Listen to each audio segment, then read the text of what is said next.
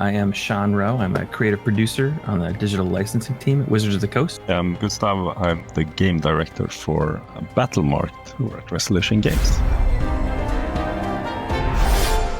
The Demeo system, what it does really well is it takes the best parts of pen and paper tabletop role-playing games and it distills it into what is the most fun about that experience. You know, gathering around a table socially with your friends, playing through really interesting combat encounters. I think it's been exciting to actually add on to that distilled combat experience with some storytelling narrative that drives the players forward a bit more than we did in Demeo.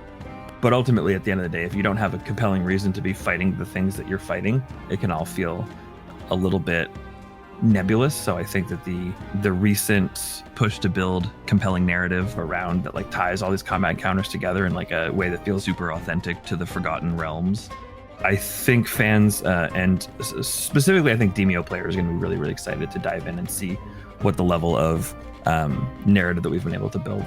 The Dungeons and Dragons DNA is already there in Demeo, and it's been great to like build onto that. I think what Resolution and Battlemarked specifically bring to the table is it's that laser focus on like fast, quick, like drop into a match and you're playing and fighting stuff immediately sort of focus that I think is Battlemarked's biggest strength, because a lot of times you might bring a new player into Dungeons and Dragons and you might, you do the iconic start at the inn, get your adventure assigned to you, you role play with your friends, and it can take an hour before you even, roll your first die to make an attack roll or cast a spell or something like that. And it's just, you and your friends getting into a fun fantasy fight as quickly as possible.